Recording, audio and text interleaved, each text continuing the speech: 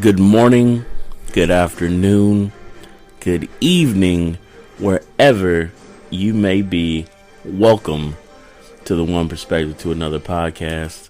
I am your humble and gracious host, A. Sanders. Thank you for tuning in. Thank you for listening. Thank you for subscribing. Thank you for telling two friends to tell two friends. We had to switch it up because we got on the Amazon website for podcasts, and they do not allow any DSP music that is not theirs. So they cut off my fucking intro music. But we gonna figure that out, because that is my shit. But I got Avengers in the background playing, so hopefully they don't cut me off. But it is what it is. Without further ado, this is a special episode. This episode is 118, I think, but it is dedicated to my mother, Tracy DeCarroll Rhodes. This episode is about losing loved ones, and I think it's a good time to do it, not only because of my selfish reasons, and our anniversary coming up on the 27th of October, so it's kind of like a prequel for the rest of the week. Do these things week by week, but just putting it all in perspective, and with everything that's going on with COVID and people losing people to COVID, and just people getting older, my friends getting older. A lot of people have lost friends, lost family members, and specifically have lost a parent. So I'm going to talk about that and me myself in dealing with it and the different modes 5 years after the fact. So without further ado, we're just going to jump right into it. I usually write down all my notes and topics that I want to talk about and try to get it all done in one good flow. But on this episode, we just going to freestyle it because I feel like it's better that way. Keep the spirit alive, like in Coco. If you think about that person and you say that person's name and talk about them, then it keeps their spirit alive. That's that Coco vibe. Great movie, by the way. If you haven't seen Coco, please go see that movie. 'Tis the season, Halloween and everything coming up too. Holidays, Christmas, Thanksgiving. I don't know if we gonna have a Thanksgiving like that or Christmas. Shout out to COVID for that. But also too, little segue, make sure that you go vote. That's also something I was going to do on my podcast before, but I was going to say and tell people to not just vote all blue down the thing. And I don't say that to be racist or to be anti-racist or whatever the fuck you want to call it. I say that to say that do not keep the same principles and morals that people told you how to vote in your family or whatever it may be. And all this shit going on with Ice Cube and all this shit.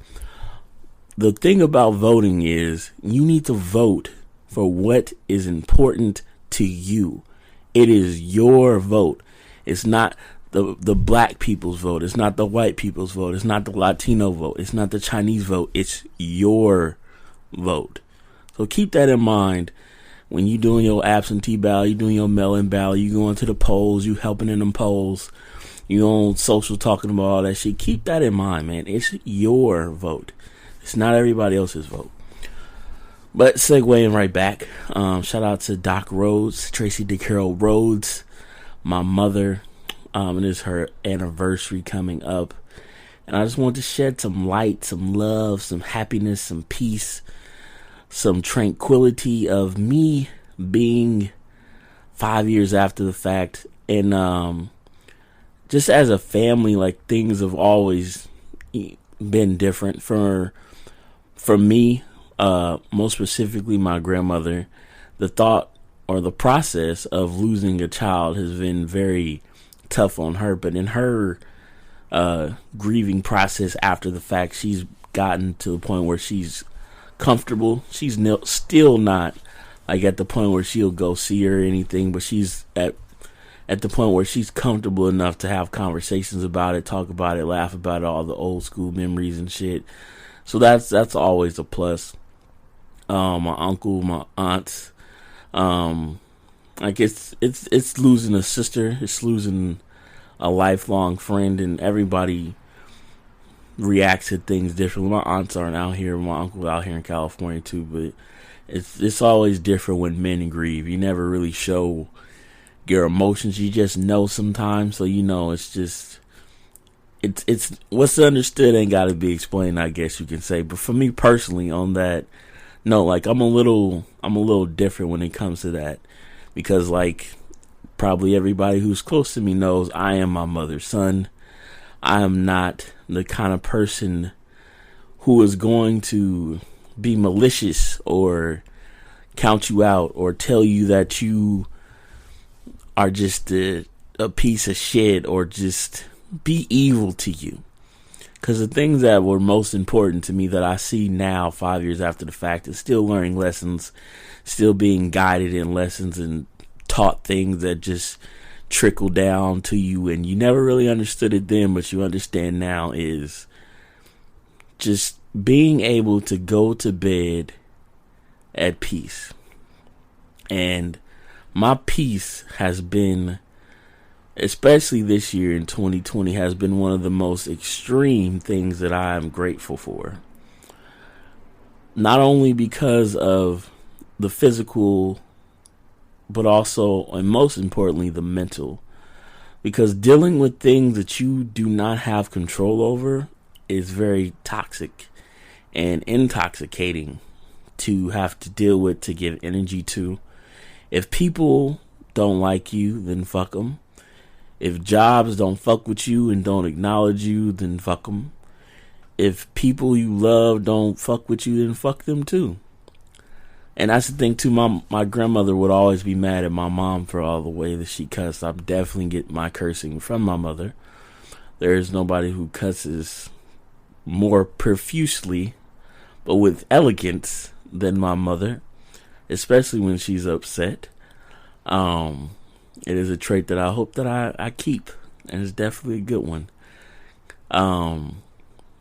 But it's important for me to keep that mode going and keeping my peace. Because I'm the best when I'm at peace. I'm the best when I'm not dealing or holding anything that's not meant for me or not important to me. Because a lot of people out here, and my mom would say the same thing, like, you help people who need help. You don't help people who just choose to do otherwise. And you could tell the difference.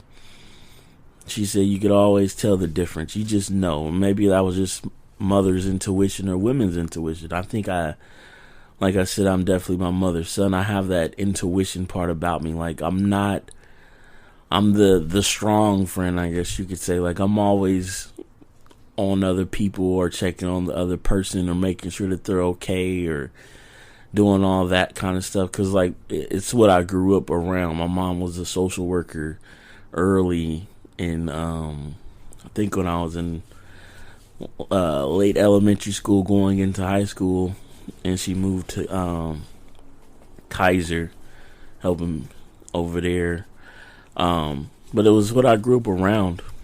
I'll tell this story because it's something that sticks out to me the most. Is she used to work at this place in not downtown Oakland, in Oakland, East Oakland, shout out to Town Business, where they helped people who were, it was a nonprofit where they helped people get food and like I don't even know what it was back then, but like food stamps and like giving them boxes. I used to help them like make the boxes of like canned goods and like food and chips and water, and like package them boxes up and then put them in the back so when families came in, like I could just hand them a box. Like I used to have to do that for my elementary school. Like, hey, you need to do community service. I was community service. Don't tell nobody who used to work at my elementary school that though. But it was still, it was real. It was genuine. It was seeing people and not understanding why they look like that and why they didn't have teeth, and just back then, but like knowing now, continuing the story, my mom became very fond of the man who didn't have teeth, and come to find out the reason why he didn't have any teeth is because he wasn't on meth. It's because he had HIV, And back then, he didn't have the money to get all that Magic Johnson stuff where he living his best life, coming out the bubble, ADs on the way. Like, he didn't have that kind of lifestyle to be able to afford them cocktails, because them cocktails is expensive as hell. So me being my little self, I didn't know any difference. But like, seeing my mom interact with people is kind of where I got my interactions from. Like, it's nothing wrong with people who are different. It's nothing wrong with people who don't have the same as you. It's nothing wrong with people who are sick. It's nothing wrong with people who are anything other than you're not. And I think that's something that was always instilled in me, and why I always choose my communication. And it's something that I don't want to say that I struggle with, but it's something that as I get older, I see the divide, not only in my world, but in the entire world, or America, I guess you can say, because the way I see them, those people they are people, but they have something that they need, whether it's insulin, whether it's help or mental health, or whether it's prosthetics, or whether it's this or that, blood pressure medicine, like anything that's of sickness or takes away your health and your humanity. Like, those people are still people. And then on the other side, in me living my life, like, I've been on the other side of seeing people in the prestigious events and prestigious areas, and flying first class, and being in places where you're not supposed to be, and seeing people with $1,000 watches on, and it's like they don't see those people. So like, a lot of the things and a lot of the struggles as a human, I guess you could say, I see is living in both sides of those worlds, and seeing both sides of those worlds, as not only as a kid, but currently as well too. It's not always the ideal position to be in when you're trying to manifest what you want to do and be able to be an aid to people. Because I guess you could say I'm literally just doing the same thing that my mom did, just in my own way. That's always been the goal. That's always been what one perspective to another is really all about. I say it's always mine, but it's really just my best way of trying to be like my mom, I guess you could say. And that's important to me, because I feel like those people that she helped made an impact in their lives and brought joy to them. And I say all that to go back to the story about him having HIV, and they became really, really close friends. Like, we go to what is it called? Like, brunch every month or something like that. I was hella mad because I just wanted to play video games on Saturday morning and shit. But like, just being there and having that communication, like, that shit meant the world to him. Like, because he didn't have nobody else to do it with. He didn't have a lot of family members. They just gave up on him. So it's like, at the end of the day, whether you down in the dumps or you got businesses across the world, you doing some super high fancy shit, you got the $1 billion car, like, you still want that connection. You still want something that's truthful. You still want something that's true. You still just want, and I'm not talking about in the sense of love and you need this relationship. You just want somebody to genuinely care about you and give you that reciprocation, because that is the best feeling in the world. It's more fulfilling than money. It's not more important, I'll say that. It's more fulfilling than anything in the world. It's not more important than anything in the world, though. But that's up for debate. And that's the thing that I think is really important too, is fulfillment. Not only from an outward perspective, but from an inward perspective. And that's something else that my mom instilled in me as well. Excuse me. Nothing else being read more than in the house than her and them chicken noodle soup for the soul. My mom loved her some Oprah Winfrey books and book club, and she read them things through and through. So it's important that your core comes from somewhere. You ain't gotta say it comes from a book or anything, or comes from wherever you get your will from. But yeah, that's the part that I want to just tell that story for. But moving along, the losing loved ones part. Remember, I'm freestyling, so I don't have no notes on this. So sorry if I'm repeating myself. But losing loved ones, whether it's you lost them this year, or you lost them 2 years ago, 3 years ago, 4 years ago, 10 years ago, 20 years ago, there's always going to be a process. There's always going to be grieving. There's always going to be moments that just make you feel like fuck, but you get over it, you get through it.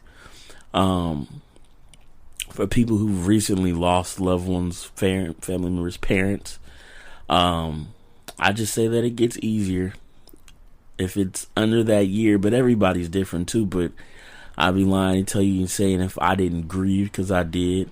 It took me a moment to realize like really what was going on, because under the different circumstances, it just being me, like I had to do the logistics of everything, about to say real estate, but the I can't even think of the word, head of a state or a state, whatever the hell it's called, like dealing with all the logistics of that shit. Like I really didn't have any time to just like sit down and just be like, fuck, what the hell just happened? Like I told a couple close friends of people like what happened initially, cried that out, then you just went right back to work doing all the shit, getting all her stuff because she wasn't out here. Yeah, that shit is different. But for me personally, like I didn't really break down until like a year after, because it really didn't hit me. Like I don't want to say I was in shock, but I was just coasting, because I wasn't ready for that impact or that breakdown yet. And it's different for everybody. But like that first year is always going to be the most treacherous and most hurtful, and you ain't gonna want to do nothing. You ain't gonna want to eat. You ain't gonna want to see nobody. You ain't gonna want to do shit. But my great aunt, my grandmother's sister, always told me that people, when experiencing death, it's always good to know who really is there for you, because they won't ask, they will just do. And I took that moment into great account, because I didn't want to use that moment just when it came to death. I just wanted to use that moment for any moment or any point in time where people are going through a hard time or hard shit. Like, how can you really help? Like buying them something or having them get sent something, asking them if they want some DoorDash or something. Like, that's when you really understand like what the people really feel about you, how they really feel in the moment after. Like, is that reciprocal really real? Are you really getting treated the way you're supposed to be? That's really important. But yeah, that's important. And the last thing that I'll talk about too, that's most important, is the time frame. Like I said, everybody's going to deal with grief differently. Whether it's your mom, your dad, your sister, your brother, like it's going to be tough. It's going to be rough. It's going to be bad days. It's going to be good days. It's going to be in between days. It's going to be days where you don't feel like doing shit. It's going to be days where you don't feel like eating. It's going to be days where everything just reminds you of them. But slowly but surely, like those days, they diminish and you just start to remember the good times. You remember the lessons. And the lessons, they come in differently. If it's a parent, they hit very, very differently. And I think that's helped me a lot to be the person that I am today, the person that I'm continuing to strive to be. Because I don't want to be the person who's looked at that's evil, or fucked over this person, or fucked over this girl, or fucked over this, fucked over that. Like, my legacy is, as much as I hate to say it, it's really important to me. Even if it's only 5 people who know it.